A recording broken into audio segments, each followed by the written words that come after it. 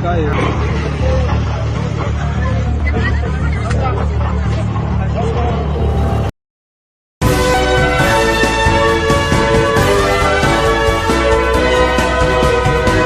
दोस्तों, बुलडोजर के नाम पर देश में जिस तरीके की जुल्म और ज्यादती ढाई जा रही है, उससे ये बात तो साफ है कि देश में संविधान की कोई जरूरत नहीं है, देश में अदालतों की कोई जरूरत नहीं है, ना ही देश में जजों की जरूरत है और ना ही देश में वकीलों की जरूरत है।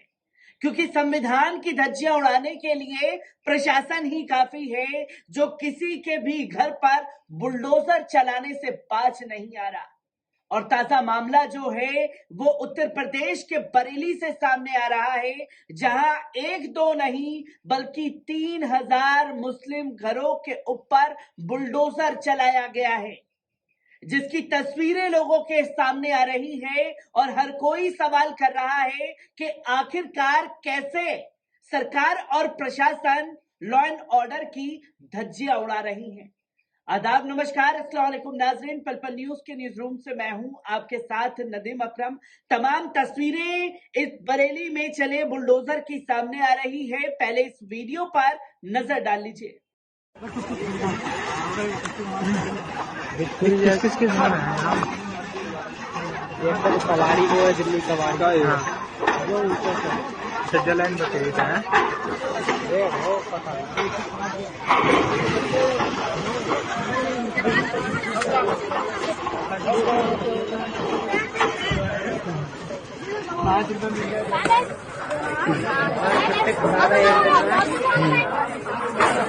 तो दोस्तों, आपने देखा कि किस तरीके से ये बुलडोजर की कार्रवाई जो है वो की गई है।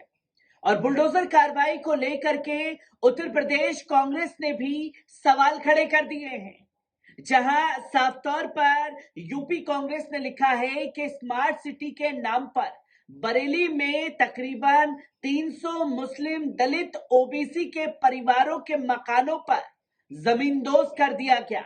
उनके लिए ना तो कहीं मकान की व्यवस्था की गई है, ना ही इस बाबत कोई बात कही गई है।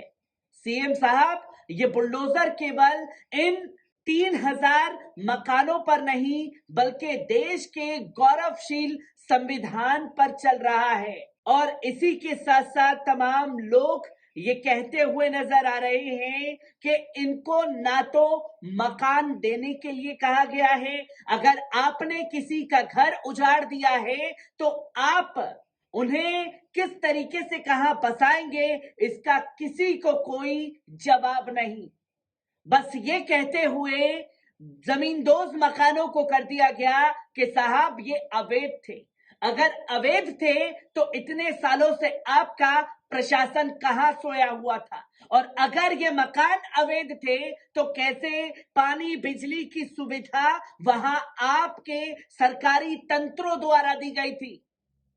क्योंकि आपको ये याद आया तकरीबन 6 साल के बाद, 5 साल सत्ता में बिताने के बाद आपको याद आता है कि ये अवैध कॉलोनी है, इस पर तो बुलडोजर चलना चाहिए।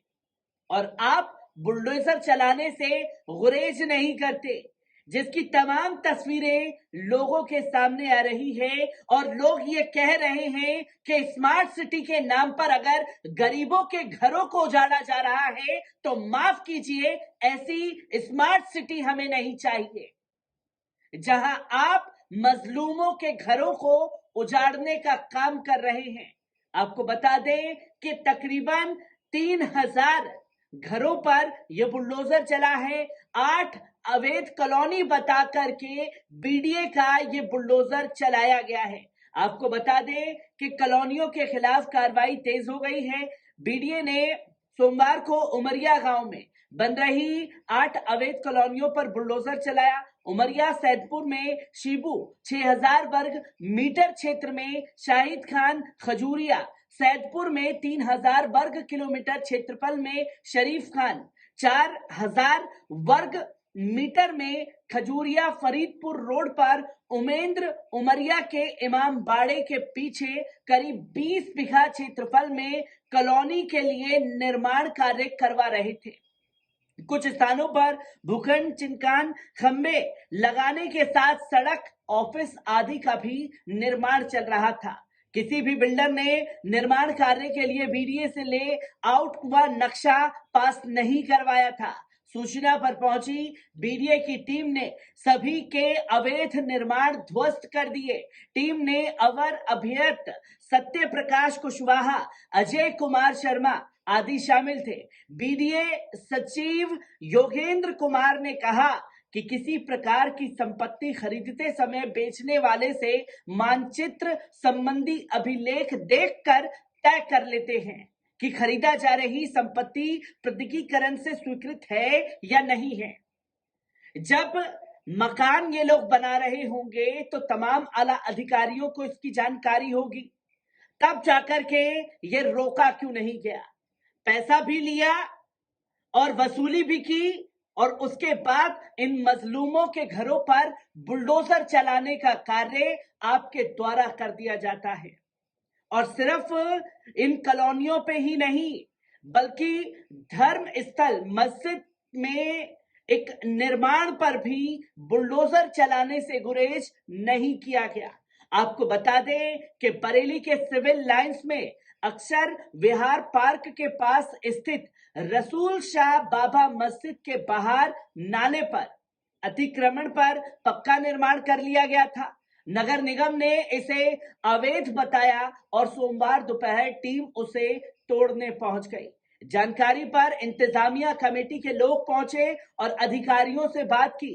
कमेटी ने अवैध निर्माण तोड़ने को सही बताते हुए कहा कि विकास में अवरुद्ध दूर करना चाहिए।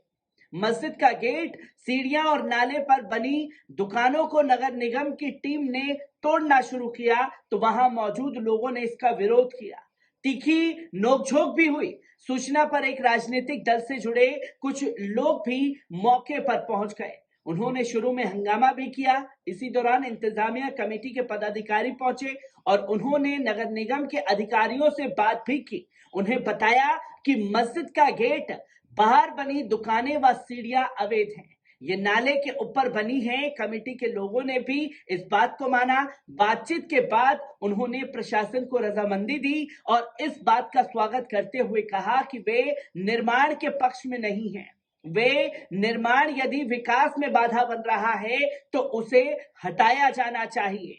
अपर नगर आयुक्त अजित कुमार सिंह ने बताया कि नाले के ऊपर अतिक्रमण से पानी का विकास बंद हो गया था और पीछे के हिस्से में जलभराव की शिकायतें आ रही थी। इसी के तहत कार्रवाई की गई। कार्रवाई करने से पहले मस्जिद के जिम्मेदार लोगों को नोटिस भी भेजा गया था और कब्जा हटाने के लिए 1 घंटे का समय भी दिया गया था। इंतजामिया कमेटी के अध्यक्ष उपाध्यक्ष अमजद मुराद ने कहा कि मस्जिद 100 साल पुरानी है। कई साल पहले यहाँ दुकानें भी बनाई गई थी। मुझे जब अतिक्रमण हटाने की जानकारी मिली तो हमारी कमेटी के आपस में बात की और अतिक्रमण हटवाने में अधिकारियों का सहयोग किया। हमारी रजामंदी से ही ये हुआ है, कोई जोर जबरदस्ती से ये कदम नहीं उठाया गया। जिसकी तमाम तस्वीरें लोगों के सामने आ रही है कि कोई एक शख्स जाकर के बोलता है और दल बल के साथ प्रशासन बुलडोजर लेकर के मजलूमों के घरों पर बुलडोजर चलाना शुरू कर देता है। और उत्तर प्रदेश से बार बार यही तस्वीर सामने आ रही है जहां संविधान की धज्जियां जम करके उड़ाने का काम सरकारों द्वारा, प्रशासन द्वारा किया जा रहा है। हर एक तस्वीर से आपको रूबरू कराता रहूंगा। दीजिए इजाजत, शुक्रिया।